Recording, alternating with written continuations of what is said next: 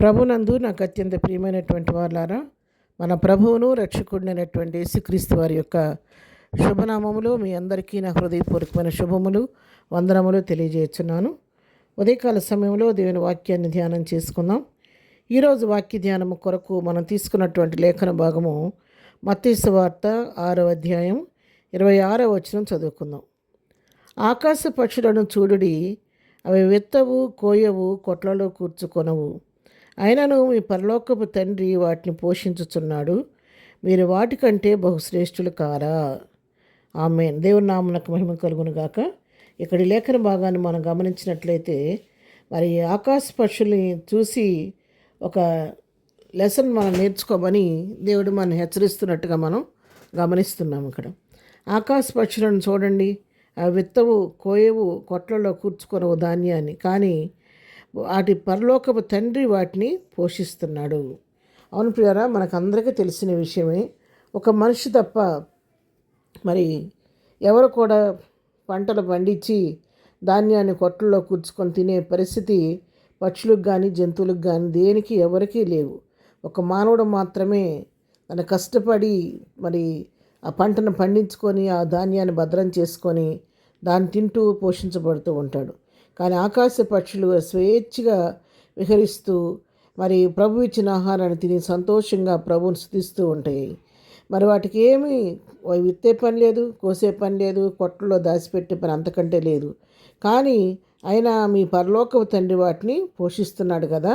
మీరు పక్షులను చూస్తున్నారు కదా, అవి ఎట్లా పోషించబడతాయని మీరు గమనిస్తున్నారు కదా. మరి ఆకాశ పక్షులను పోషించిన దేవుడు మిమ్మల్ని పోషించడా?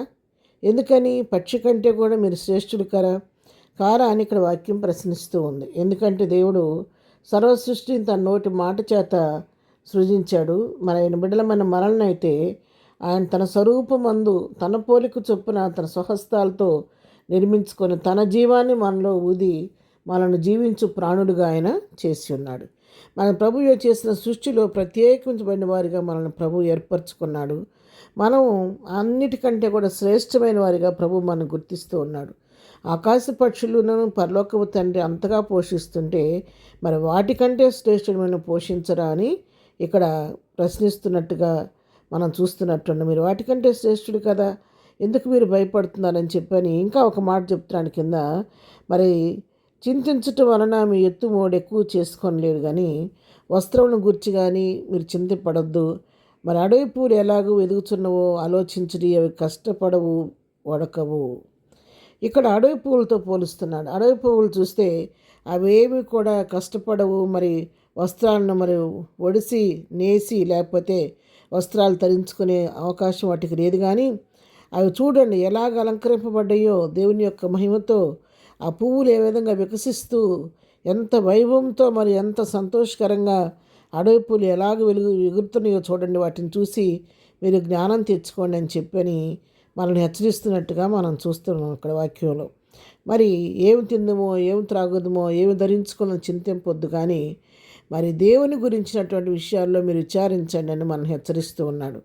ఎందుకంటే మరి మనకు కావాల్సినవన్నీ కూడా మన ప్రభు ముందుగా ఎరిగిన దేవుడు, మన పరలోకపు తండ్రి కాబట్టి మనకి ఏ టైంకి ఏది అవసరం ఎరిగిన దేవుడు కాబట్టి ఆయన తన కృపా మహదేశంలోంచి మనం సమృద్ధి ఇచ్చి పోషించే దేవుడు కాబట్టి మనం వాటి గురించి చింతించాల్సిన అవసరం లేదు. అందుకే శ్రేష్టమైన మాట ఇక్కడ ప్రభు చెప్తున్నాడు 32వ వచనంలో, కాబట్టి మీరు ఆయన రాజ్యమును నీతిని మొదట వెతుకుడి, అప్పుడు అవన్నీ మీకు అనుగ్రహింపబడును. మరి చూడండి ఇక్కడ ఏం చెప్తున్నాడంటే, మీరు వీటి కోసం గురించి ఆలోచించి మీ మనసును పాడు చేసుకోవద్దు, సమయాన్ని వ్యర్థపరచుకోవద్దు. కానీ మీరు చేయవలసింది ఏంటంటే మొదట దేవుని రాజ్యాన్ని వెతకండి, ఆయన నీతిని వెతకండి, అప్పుడు మీరు అడగకుండానే ఇవన్నీ కూడా మీకు అనుగ్రహింపబడుతుందని తెలియజేస్తున్నాడు. కాబట్టి దేని గురించి చింతపడకుండా, వస్త్రాల గురించి, ఆహారాన్ని గురించి చింతించకుండా సమస్తమును చేయటకు శక్తి కలిగిన దేవుని వైపు చూస్తూ ఆయన నీతిని రాజ్యాన్ని వెతికి ఆయన రాజ్యానికి వారసులం అవుదాము. ప్రభు అటు కృప మనందరికీ దయచేయను గాక. ప్రార్థన. ప్రేమ కలిగినండి పరిశుద్ధాన్ని నామం కొందనాలనైనా మాకు ఇచ్చిన ఈ శ్రేష్టమైన వాక్య భాగాన్ని బట్టి నీకు వందనాలు. అవును ప్రభు, ఆకాశ పక్షులను ఎంతో ఆశ్చర్యకరంగా పోషిస్తున్నావు తండ్రి. అడవిపులను ఎంతో చక్కగా అలంకరించిన దేవుడు అయ్యా, నీ కొందనాలు. బిడ్డలమైన మమ్మల్ని కూడా ఎంతవరకు పోషిస్తూ సంరక్షిస్తూ దానిని బట్టి నీ కొందనాలు ప్రభా. ఎంతసేపు ఈ భూ సంబంధమైన వాటి గురించి ఆలోచించి మా సమయాన్ని వ్యర్థపరచకుండా నీ రాజ్యాన్ని నీతిని మొదటి వెదికే కృప మాకు అందరికీ దయచేయండి.